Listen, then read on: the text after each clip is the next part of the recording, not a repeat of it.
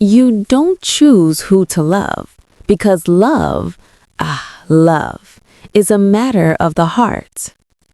This is how Prince Ikenna of the great kingdom of Imuna-la, heir to a throne carved by gods, fell deeply in love with the palace maid, a woman the world called nothing, but whose heart was everything.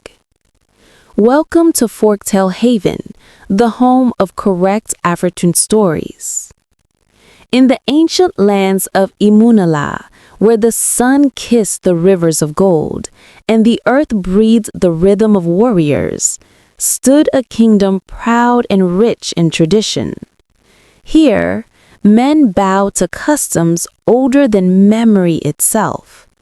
Every drumbeat carried the voice of ancestors, and every crown bore the weight of destiny. Prince Ikenna, tall, noble, and fierce, was the pride of his father, Igwe of Wobi, king of Imuna-la. He was born not just to lead, but to obey tradition. His steps carried command, his words, law. Yet beneath his royal composure, his heart throbbed for something no throne could offer. Her name was Chioma, a palace maid. Her hands were rough from work, yet gentle like evening rain. Her laughter soft but bright enough to light the darkest corners of the royal court. She moved with grace unlearned, her beauty quiet, her eyes holding mysteries deeper than the Imuna River itself.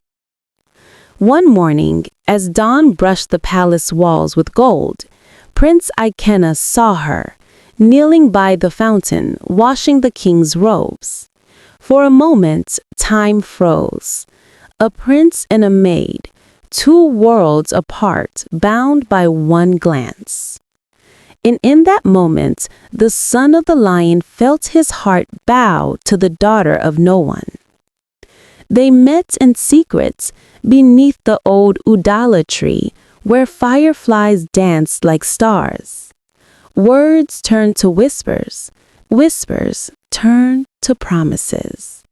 He told her, "I see you, Chioma, not the maid the world calls you, but the queen my soul recognizes."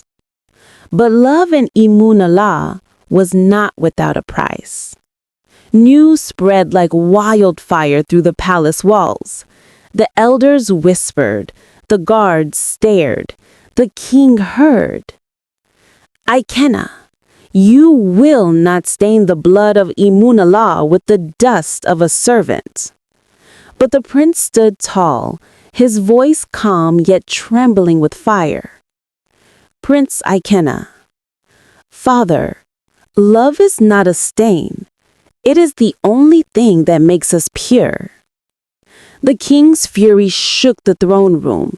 He declared, "Choose, Ikenna, your crown or that girl."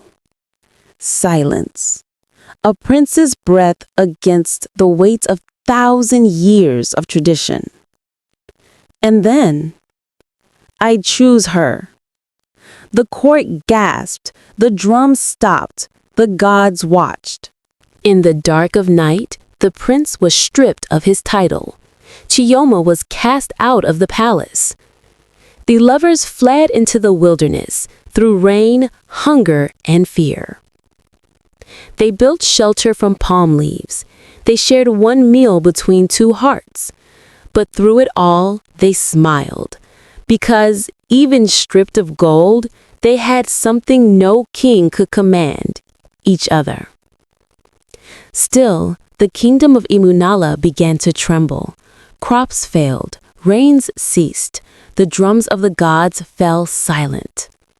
The elders gathered and said to the king, "The heart of the land has turned away from you, Igwe." The prince carried with him the blessing of the ancestors. And so, the mighty king, broken by the silence of his gods, sent his guards into the forest to bring his son home. When Prince Ikenna returned, he came not in silk, but in humility. He knelt before his father, Chioma by his side. "My father, I have not come for your throne, only your blessing. For love built on truth cannot be cursed by tradition." The court fell silent.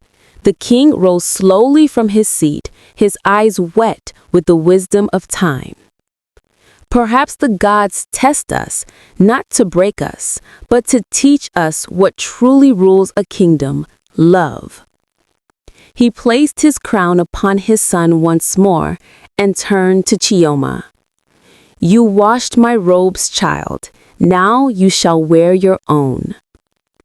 Cheers thundered through the palace. Drums beat again, this time in joy. The gods smiled. The rains returned.